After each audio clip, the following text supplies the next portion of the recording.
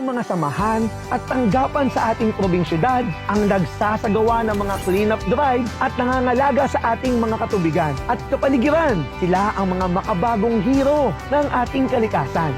Sino ba sila at ano-ano ang programang kanilang ginagawa?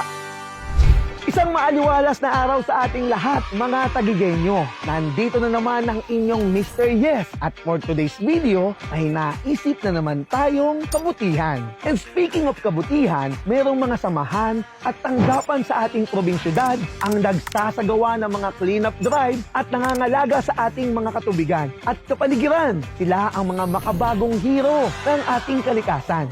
Sino ba sila at ano-ano ang programang kanilang ginagawa? Tara na at sabay-sabay nating alamin. Mga kahenyo, ang mabuting pangangalaga sa kalikasan paging sa katubigan ay ang isa sa mga pangunahing layunin na binibigyang pansin at prioridad ng pamahalaang lungsod ng Taguig. At sa pakikipagtulungan ng City Environment and Natural Resources Office at ng Lake and River Management Office, nagsasagawa sila ng mga workshops at seminar tungkol sa pagpapahalaga sa kalikasan at paglilinis ng lungsod. Gayon din ng mga cleanup drives sa bawat barangay at mga waterways. Sinisiguro nila ang tamang pangangasiwa at pangangalaga sa mga lawa at ilog ng Taguig, maging ng wastong pagsasaayos ng mga basura upang mapanatili ang mabuting kalusugan ng mga mamamayang Taguigenyos. 10 years na po kami sa solid waste na naglilinis ng ilog. So, ang strategy po namin, gagamit po kami ng bangka. May balsa naman po kami, kaso po may time na mababa po ang ilog dahil po angat ang lupa, ang burak. Kaya po hindi po kami nakakagamit ng balsa. Mano-mano po kami nagtitikin gamit ang bangka namin. Ubod ng dami, ang lalaki ng mga water lily, maraming mga lamok, yun ay nililinis namin para mawala yung bala sa ilog. May mga gamit naman po kami, mga kalaykay, karet, itak, pansalok, sako. Saka po namin siya lilinisin hanggang mawala ang basura sa paningin namin. Yun ang tinatawag naming mga special waste. Ipakukuha po naman namin sa open truck yun. Health is wealth. Madalas nga natin itong naririnig at tunay nga na ang malinis na katubigan at kapaligiran ay nagdudulot ng malusog na pangangatawan. Naiiwasan din natin ang pagkakaroon ng iba't ibang sakit tulad ng dengue, sakit sa balat, kolera, pagtatae at marami pang iba. Ito rin ay nagdudulot ng maaliwala sa pakiramdam at magaang kaisipan. Bilang bahagi ng sub-basin ng Pasig, Marikina, Laguna de Bay na sumasaklaw sa isang network ng magkakaugnay ng mga ilog, malaki ang papel at ginagampanang responsibilidad ng ating probinsyudad sa pamamahala sa mga tubig, pagkontrol sa baha at pangangalaga sa kapaligiran.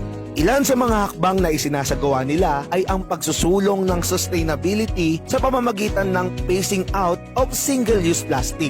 Ito ay sa pakikiisa din sa global effort upang bawasan ang mga single-use plastics. Hinihikayat ang bawat isa sa atin na gumamit ng mga eco bags bilang alternatibo sa ating mga pamimili. Continuous clean-up efforts. Hinihikayat ang bawat isang Taguigenyo na huwag magtapon ng basura sa mga kakalsadahan at mga daluyan ng tubig. Hinihimok din ang lahat sa kahalagahan ng wastong pagtatapon ng basura, kagaya ng paghihiwalay ng nabubulok at hindi nabubulok na mga basura. Gayon din ng pagsasegregate at pag-recycle ng mga ito. Environmental stewardship. Ang ating lungsod ay nakikibahagi sa mga pagsisikap na mapanatili ang kalidad ng tubig, maiwasan ang polusyon at protektahan ang ekosistem ng lawa. Kaya't ang mga inisyatibo tulad ng pagtatanim ng puno, wastong pamamahala ng mga basura at mga programa sa konserbasyon ay may mahalagang bahagi sa sustainability ng lawa at kalapit na daluyan ng tubig sa lugar.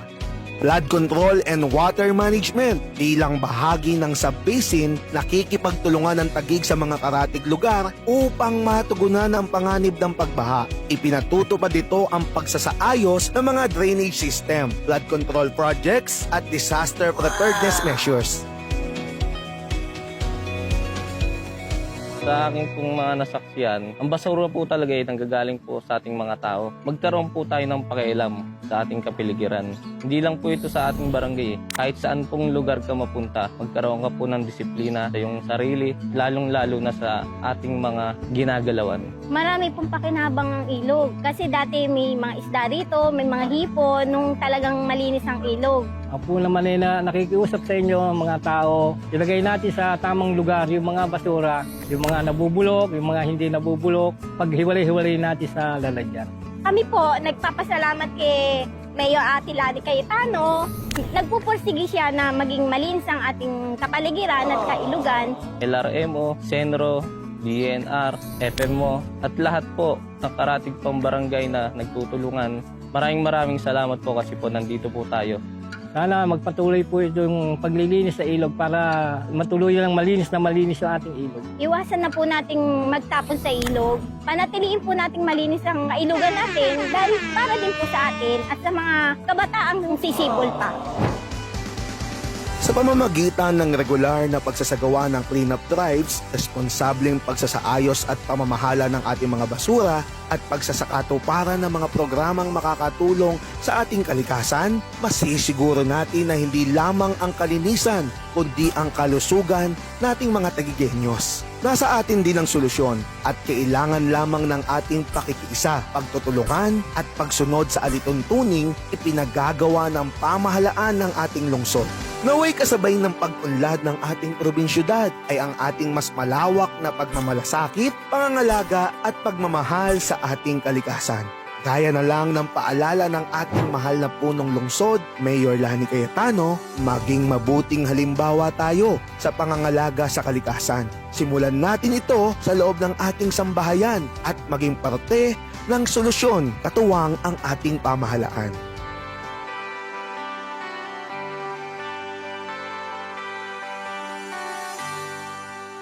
O ayan mga tagigenyo, sana ay na-inspire tayo sa episode natin ngayon. Tandaan mo na ako, ikaw, may magagawa tayo. Ika nga, let us be part of the solution and not the pollution. Muli ay taus-pusong pasasalamat sa pamahalaang lungsod ng Taguig, sa kawani ng Senro, LRMO, FMO at sa mga kasama natin sa mga barangay na kaisa natin sa paglilinis ng kailugan. At sa ating punong lungsod, Mayor Lani Cayetano, maraming salamat sa pagmamahal, pagmamalasakit sa ating kalikasan at sa pangangalaga sa aming mga tagigenyos. Naway samahan niyo pa kami sa mga susunod pa nating episode. Muli, ako si Mr. Yes at nagpapaalalang labanan natin ang polusyon at maging parte tayo ng solusyon. At ito ang Taguig Henyo.